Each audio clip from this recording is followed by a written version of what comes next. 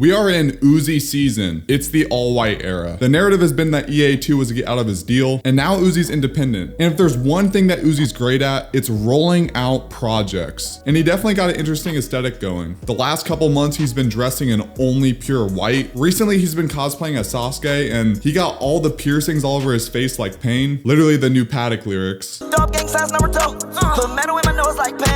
And while of course there's always gonna be comments like Uzi's pushing 30, anyone that's a big Uzi fan has known that he's always been like this. He's so good at going era from era, and obviously he likes cosplaying. Personally, it's not for me, but it's Uzi's thing, and I'm not gonna judge him for that. I just love the whole vision that he has for every single era. And if he has to do it by being a furry or cosplaying as Sasuke, it's fine, I'm hyped for the new music. But it's not just the aesthetic, it's obviously the music. Uzi reactivated his Instagram account, and he has been going crazy. There are so many snippets, so many leaks also, but I'm gonna give a quick rundown of my top 5 favorite snippets from this all-white era. Is it Love is Rage 3? I don't know what the whole vision is. I'm excited regardless. It better not be EA3 though. That will be fucking stupid. I hate that he did EA2. Not the music itself. I actually really like the music, just the title. It's just so dumb. Okay, my 5th favorite snippet is Radar.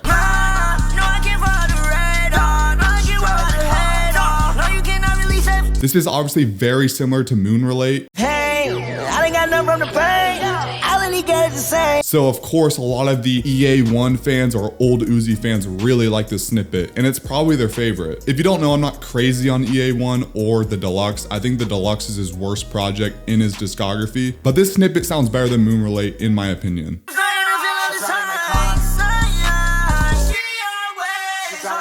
My number 4 spot, What's Up Molly.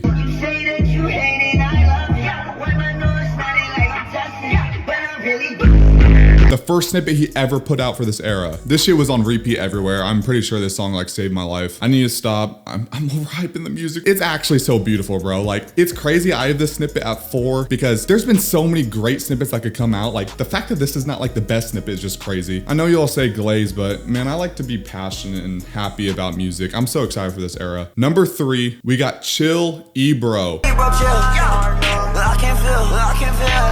Sometimes I feel like life ain't even real. On the original track list for EA2, this was the title, Chill Ebro, but then it got changed to Chill Bay. Chill Bay is an amazing song. I think the people that didn't like EA2 at least like this one. But yeah, Chill Ebro, obviously taking shots at Lil Ebro. He's always talked shit on Uzi for years. But yeah, I think a lot of non-rap fans and a lot of EA1 fans will like this snippet. Number 2. I can give you an example. She like my swag, trying to give me a handful. Fuck her once and she get canceled. I can't get caught into that. We got the Glow snippet. Now I just want to say, you know where I'm going with this. I know there's allegations towards Glow. I don't really know them and I don't really care. If they are true, I hope that Uzi stays away from him or her. I don't really know, and that's no disrespect. But definitely really reminiscent of It's a Dream with Snow Strippers. Wake up, it's just a dream. I love this collab. I was even hoping that there was maybe like a Uzi Snow Strippers mixtape collab. It's a Dream is definitely one of my favorite experimental tracks from Uzi. And this snippet definitely gives that vibe off, which is why I love it so much. It might not be for everyone, but it's for me because it's that It's a Dream kind of vibe. And I mentioned It's a Dream, and Uzi actually had an Instagram post playing that song. Uzi was on his furry shit, you know, he had the raccoon tail and whatnot, a little fruity. But yeah, I'm definitely right that he is going for that aesthetic, which I wanted. That's why I'm so happy for this fucking era, bro. Okay, but number 1, London.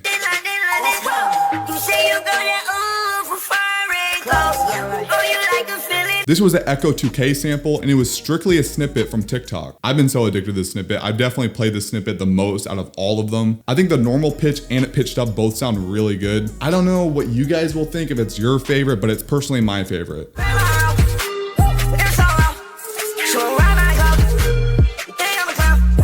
And I only named 5 snippets. There has been so many snippets from this era, and I love them. My homies down there, just think about getting revenge.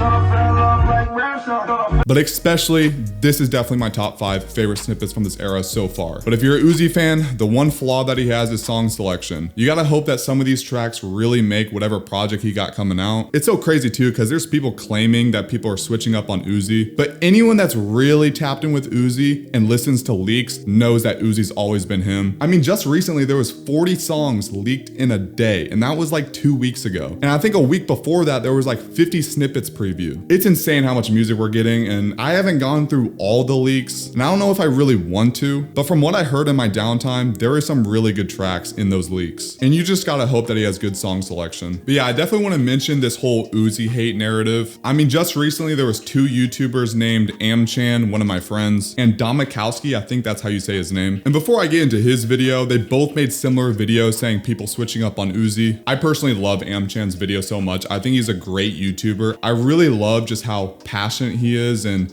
he always gives his opinion and not let any insights influence his opinion. And it just goes to show that Uzi can never fall off. And he can't, because he is a established name in hip hop. But yeah, Domikowski dropped a somewhat viral video on the Uzi hate. And boy, do I disagree with the entire video. He basically just goes in shitting on Uzi's whole career. Crazy 300,000 units in its first week, the album actually ended up receiving mixed reviews. Totally forgettable album, don't think I listened to it more than twice. Let me tell you, if you switched on Uzi, you switched on Uzi at EA1. There's not a fucking time where they say, oh, this album's his make or break album. If you think Uzi fell off, then stick with that with this whole EA whatever. But yeah, just coming to the conclusion now that he's fallen off, I think is a really dumb narrative, just because all the Uzi fans that are around right now really fuck with the shit that he's doing right now. After he shits on EA1, he brings up Britney, which is completely irrelevant to the subject. He basically just uses Britney as promo for another video. And if you want to know more about Britney and Uzi's relationship, check out the many toxic relationships of Lil Uzi Vert video. And then he goes on and shits on Pink Tape, even though Pink Tape performed really well numbers wise and was actually loved by Uzi's community, besides the outside listeners like this YouTuber. Yeah, he just completely cherry picks the song CS. Now this album would get mixed reviews just like Eternal Take, but with a lot more hate coming Uzi's way this time due to the very weird experimental songs he placed on the album. That Chop Suey cover is the worst I've heard in a minute. I'm not even joking, CS is my pick for the worst cover song ever recorded by a mainstream artist. There's nothing redeeming about it whatsoever. But yeah, he just uses CS as evidence of why Pink Tape is trash. And if you know me, you know I love Pink Tape. I think Pink Tape is his second best album behind Love Is Rage 2. Unless you count Lil Uzi vs. the World, which is a mixtape, which is a 9 for 9 project. If we're including that, that's number 1, then it's Love Is Rage 2,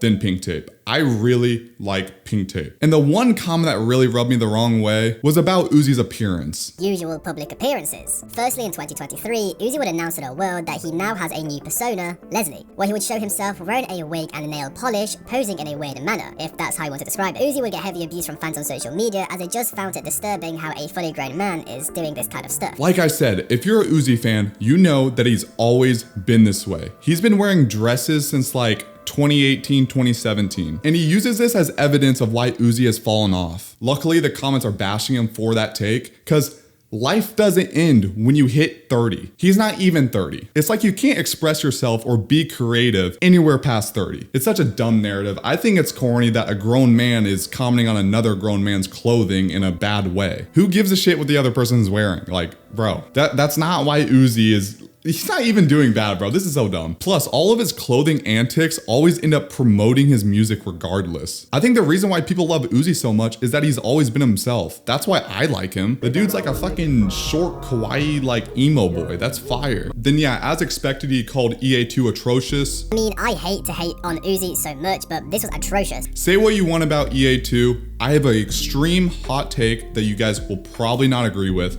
I think EA2, okay, is better than EA1. You probably don't agree, and that's fine. But personally, I like EA2. It was more of my sound, but nothing from EA2 beats Baby Pluto off EA1. I will admit that. I'll be dead.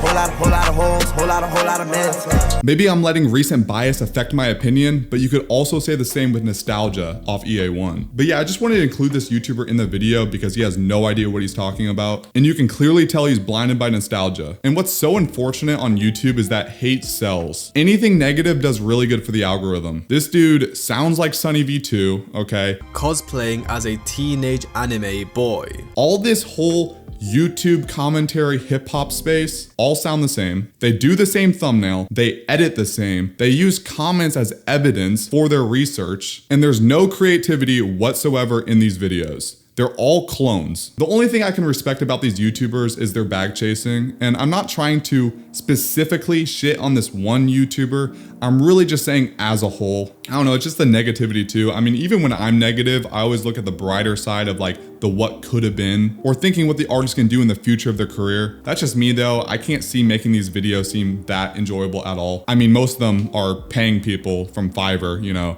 from India for cheap, getting their videos out, pumping as fast as possible, brainless content, but the money's there, so it's all good. And some of you might think I'm critiquing a little bit too hard. Now, I don't really watch any of these rap commentary YouTubers, besides a few like my friends. The only time I watch these hip hop clones is like when I'm doing videos like this or researching for my main channel. When I was researching for my Yeet video, I came across Volksgeist's video on Yeet, and he had a comment that said, "If I'm being honest, this song sounds a lot like what most of y'all send me in my DMs, talking about, yo, Volksgeist, I'm 16 years old and I think I'm the next Travis Scott. Can you please post my music?" I never respond because I like to go by the rule. If you can't say anything nice, just don't say anything at all.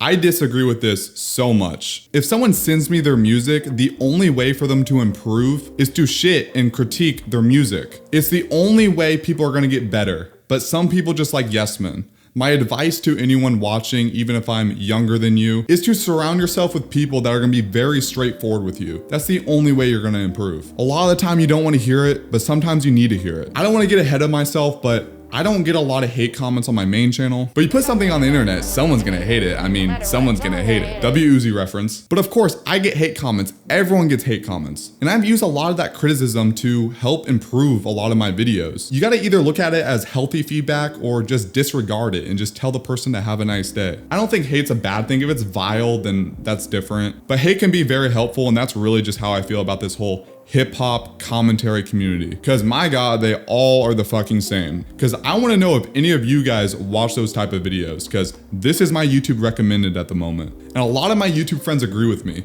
We don't watch other video essay YouTubers. We watch just bullshit. Like I just watch videos like this, cut-com bullshit, and then like dinosaur videos. I mean, that's at the moment. I'm really excited for the new Jurassic Park movie, so. But yeah, I kind of got a little off topic, went on a little rant for a sec. The most important part is that I'm very excited for this new Uzi era. I wanna know your guys' thoughts, if you guys are also excited, but I'll see you guys next week.